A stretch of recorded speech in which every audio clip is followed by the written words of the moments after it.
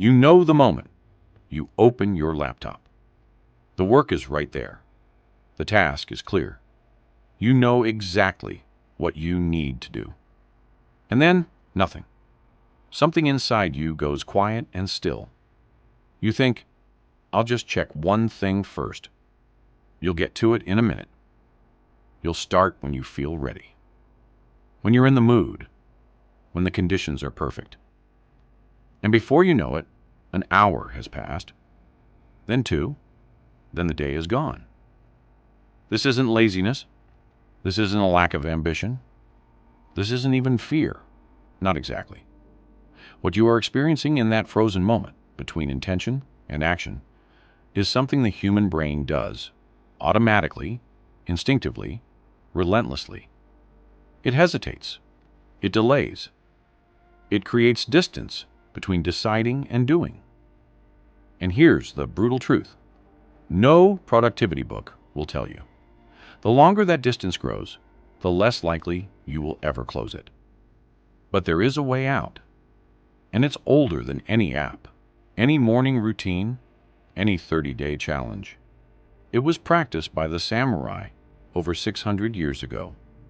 Chapter 1. The moment between thought and action. There is a concept in the Japanese martial tradition called Mushin. It translates roughly as no mind. But don't misunderstand it. It doesn't mean emptiness or passivity. It means the opposite. It means a mind so clear, so trained, so aligned with the body that when the moment comes to act, there is no pause between intention and movement. The sword leaves the scabbard before doubt can form. The foot moves before fear can arrive. The choice is made before hesitation can speak. The samurai didn't eliminate hesitation through willpower. They didn't grit their teeth and force themselves forward. They trained the gap between thought and action to be so small it became invisible. Modern neuroscience has a name for what happens in that gap. In the fraction of a second after an intention forms in your brain, a window opens. A narrow, fleeting window where your conscious mind can either act or delay. Researchers at University College London found that within 200 milliseconds of forming an intention, if you don't begin moving toward it, the thinking brain starts generating reasons to wait. The samurai understood this intuitively, centuries before the science. Do not wait for the right feeling. Act before the wrong feeling arrives. Chapter 2. Why procrastination is not a time problem. Most people treat procrastination as a scheduling problem. If I just organize my day better? If I use a better to-do list? If I wake up earlier? If I build a better system? But here's what the Japanese tradition understood, that Western productivity culture still misses. Procrastination is not a problem of time management. It is a problem of state management. When you delay, you are not avoiding the task. You are avoiding the emotion you believe the task will make you feel. Boredom, difficulty, the risk of failure, the discomfort of imperfection, the vulnerability of trying and not being good enough. The brain, designed for survival, reads these anticipated discomforts as threats. And when the brain detects a threat, it does what brains have done for 200,000 years. It stalls. It seeks safety. It manufactures reasons why now is not quite the right time. In the old Zen monasteries of feudal Japan, novice monks were taught a practice before any task, whether sweeping the floor, preparing food, or entering meditation. They called it ichi-nen, which means single thought, single action. The teaching was simple. When the thought to begin arrives, let it become the motion of beginning immediately, not in a moment. Now, the monk who sweeps does not first think about sweeping, then appreciate sweeping, then decide sweeping is worthwhile. He simply begins to sweep. The thought and the motion are one thing. This is not discipline in the way we usually mean it. This is a different relationship with time, with the space between intention and action entirely. Chapter 3. What happens in 5 seconds? Here is the rule in its simplest form. The moment you feel an impulse to act on a goal, to start the task, to make the call, to open the document, to go to the gym, you have exactly 5 seconds before your brain will intervene and begin to shut it down. 5 seconds, not 5 minutes, 5 seconds. Within that window, if you physically begin moving toward the action, even one small movement, a foot forward, a hand reaching for the pen, a body rising from the chair, the window stays open. Your conscious mind stays in control. But if you stay still, if you wait for the motivation to strengthen, for the feeling to become more certain, for the conditions to feel more right, the window closes, and the thinking brain, that ancient, cautious, comfort-seeking part of you, steps in and builds a case for waiting. You're tired. There's time later. You work better under pressure. Just 5 more minutes. It is not lying to you. It genuinely believes these things. But it is wrong. And it wins the argument almost every single time. Because you never challenge it. You let it speak. You let the 5 seconds pass. And the moment is gone. Chapter 4. The Sword in the Scabbard. There is a famous story in the tradition of the samurai swordsman Miyamoto Musashi. A student once came to him and said, "Master, I have studied for 3 years. I have meditated. I understand the philosophy. But in the moment of action, I freeze. What is wrong with me?" Musashi looked at him for a long time. Then he said something the student did not expect. "You have trained your mind. You have not yet trained your body to trust it." He handed the student a wooden practice sword and told him to stand at one end of the room.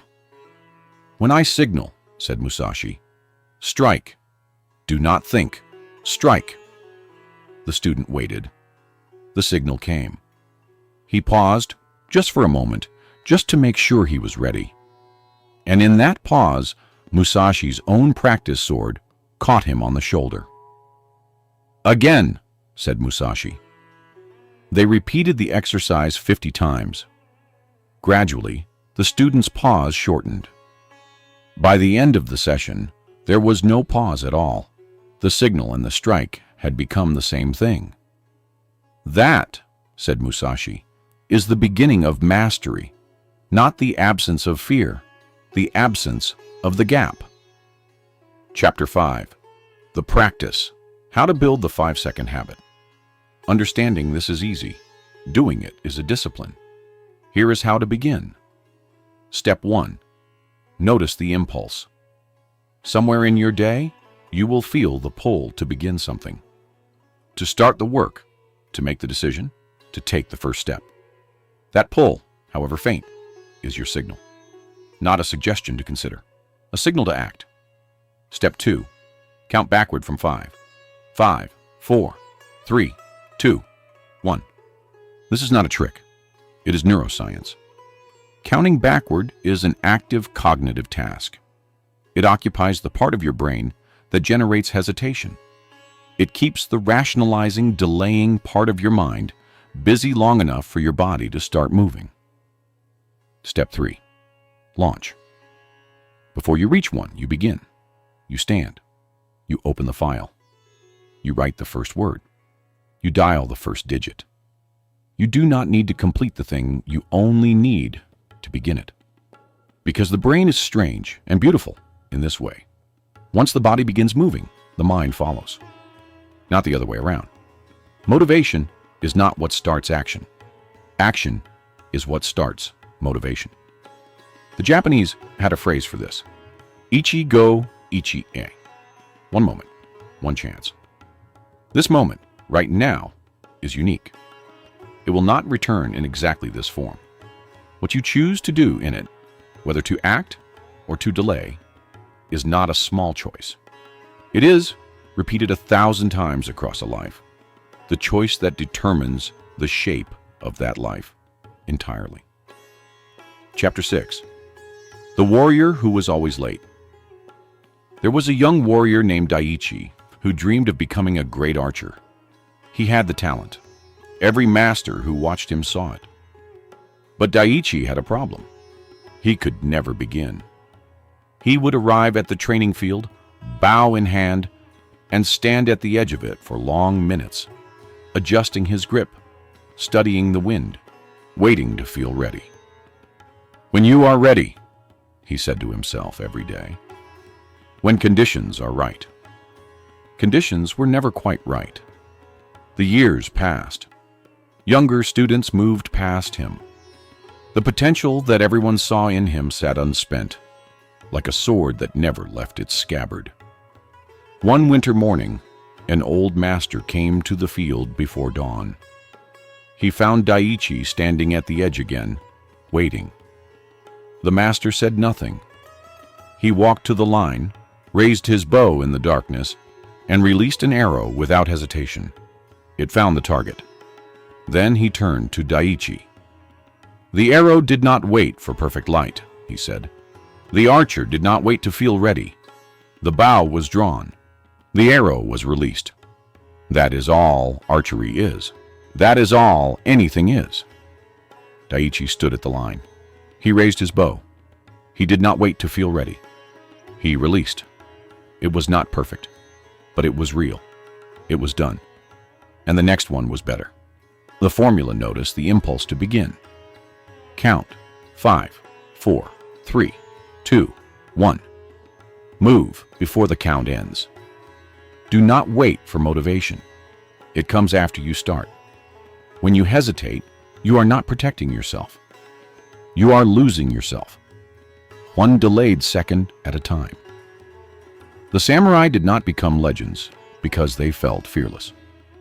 They became legends because they trained the gap between feeling and action until it disappeared entirely.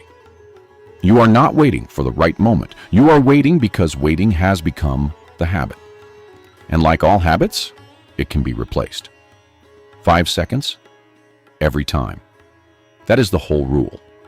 That is the whole practice. And somewhere inside you, right now, a small impulse is forming to do the thing you have been putting off. The window is open. You have 5 seconds.